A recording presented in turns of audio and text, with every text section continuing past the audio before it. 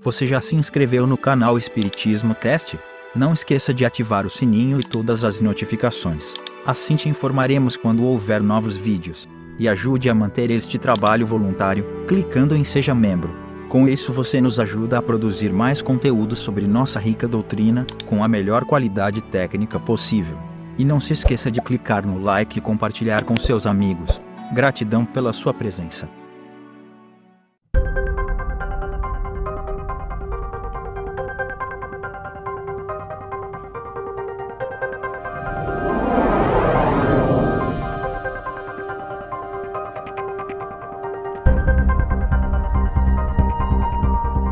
Olá meus amigos, minhas amigas, como é que vocês estão? Sejam bem-vindos a mais um estudo do livro Perispírito, do nosso querido Zalmiro Zimmermann. Nós estamos aí hoje finalizando o capítulo que se chama Provas da Existência do Perispírito. Nós já vimos desse capítulo as provas objetivas da existência do perispírito e hoje nós vamos ver as provas subjetivas, que são 3 aqui listadas. Eu resolvi juntar tudo, porque senão iam sair programinhas muito pequenininhos sobre isso. Então, nós vamos sem demora para o nosso texto de hoje. A primeira prova subjetiva é a sensação de integridade. Vamos entender o que é isso. Entre as provas subjetivas da existência do perispírito, avulta em importância a chamada sensação de integridade, muito comum nos casos de amputação ou mutilação. Trata-se, aliás, de um fenômeno bem conhecido de médicos e fisiologistas. Amputados de um braço ou de uma perna experimentam a sensação nítida de ainda possuírem a parte do membro que lhes falta e com a impressão de que podem movê-lo. Ocorrem nessas situações, inclusive, fatos notáveis em que as explicações meramente neurofisiológicas ou psicológicas comparecem insuficientes ou inúteis, como, por exemplo, a dor de queimadura que um mutilado pode experimentar quando uma chama é aproximada do espaço que seria ocupado pelo membro ausente, estando ele de olhos vendados. Olha que curioso, nós estamos falando agora de provas subjetivas, mas de uma verdade intrínseca, né? Então, essa primeira prova aqui é a sensação de integridade, né? Como é que você vai explicar psicologicamente, né? Tá coçando o dedão do pé numa pessoa que amputou aquele pé.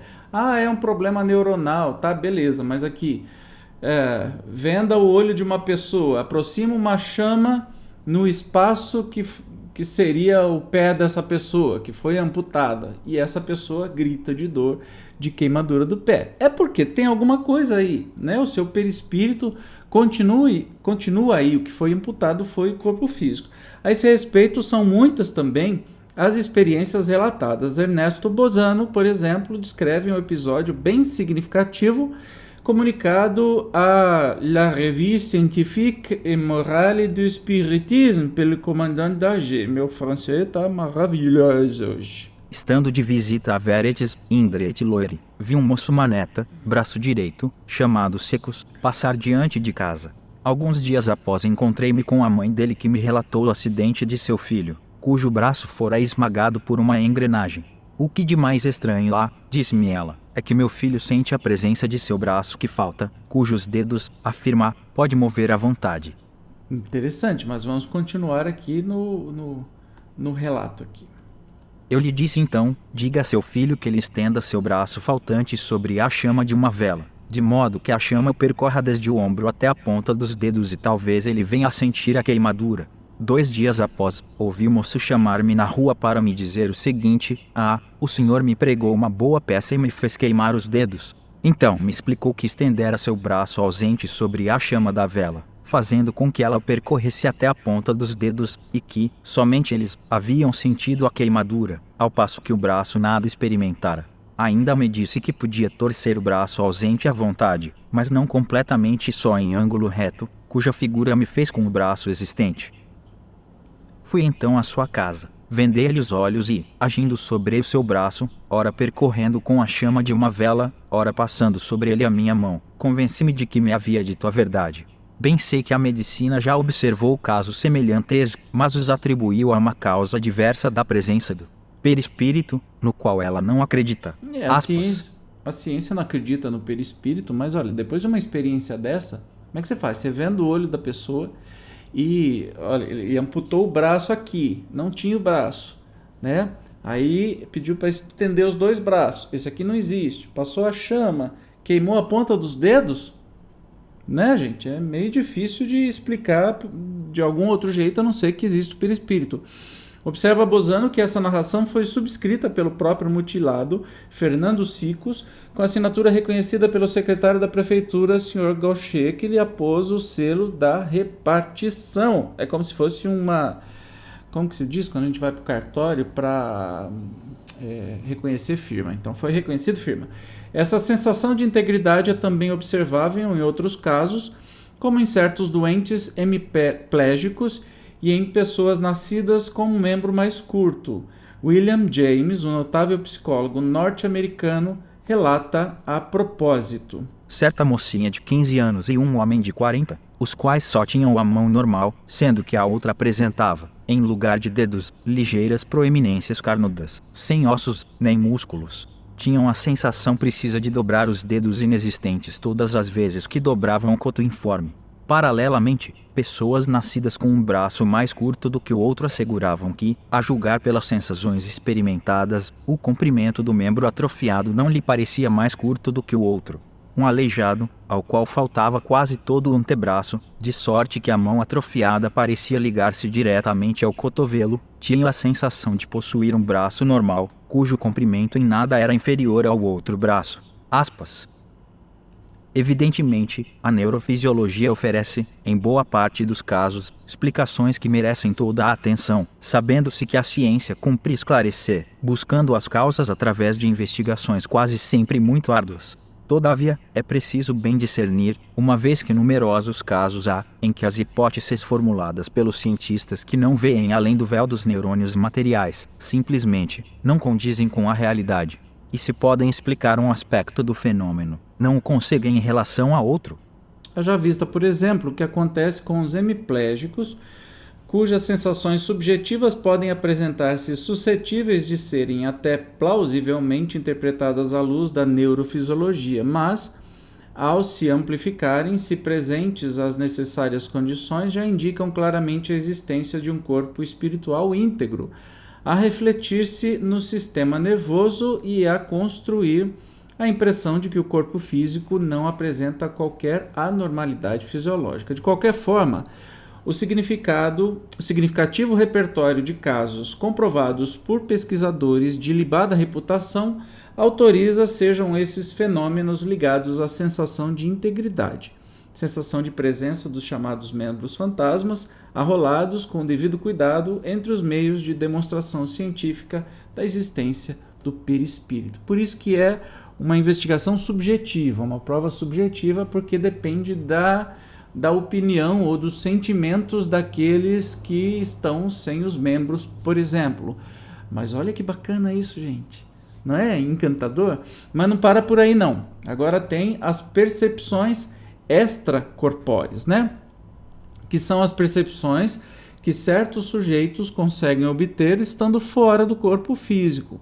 Referem-se especialmente aos casos de desprendimento e desdobramento. Se as ocorrências de duplicação corpórea visível servem como prova objetiva da existência do perispírito, uma vez que, como visto, são só possíveis devido ao suporte que este oferece à aparição, as que dizem com a possibilidade do sujeito ver ou sentir o que se passa na dimensão espiritual durante o desprendimento ou desdobramento já podem ser aceitas como uma prova subjetiva. Então a gente vai ver aqui uma prova subjetiva destes fenômenos. Com efeito, nesses processos em que se verifica a emancipação do espírito, como escreve KRDSC, este, em estado de independência, tem a sua percepção significativamente ampliada e ao descreverem seus contatos e impressões, são muito claros na identificação dos espíritos e lugares, não deixando dúvidas sobre as características que marcam os personagens espirituais que vêm às vezes em pontos bem distantes e que, inclusive, chegam a intermediar, como acontece, por exemplo, com os sonâmbulos médiums, que até servem aos médicos desencarnados em suas prescrições. 33. Essa percepção nítida dos espíritos, presente em experiências que se registram continuamente, em todos os lugares, comprova, Também, a existência do corpo espiritual, instrumento de presença e comunicação, sem o qual nenhum espírito pode perceber ou ser percebido. Muito bem, lembrando que é prova subjetiva, de novo, né? Nós estamos falando então de percepções que você tem fora do corpo. E, por fim, a última prova subjetiva, porque depende dos relatos e da impressão da pessoa que está falando, é a vidência.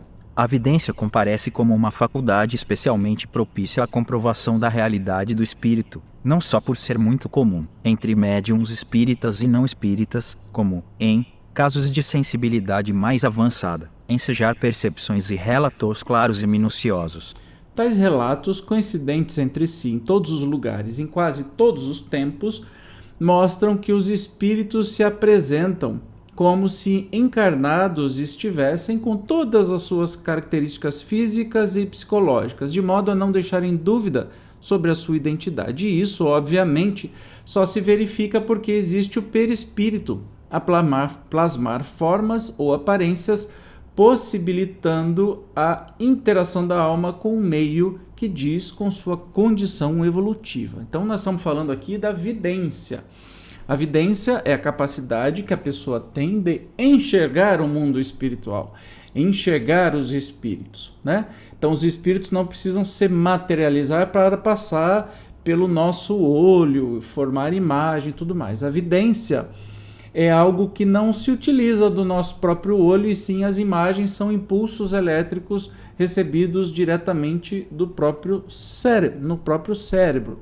Então as pessoas conseguem ver. Não só pessoas têm vidência, mas animais também têm vidência. Seu cachorrinho pode latir pro nada, tem burro que empaca, cavalo que empaca, tem tantos outros bichos que fogem do nada, né?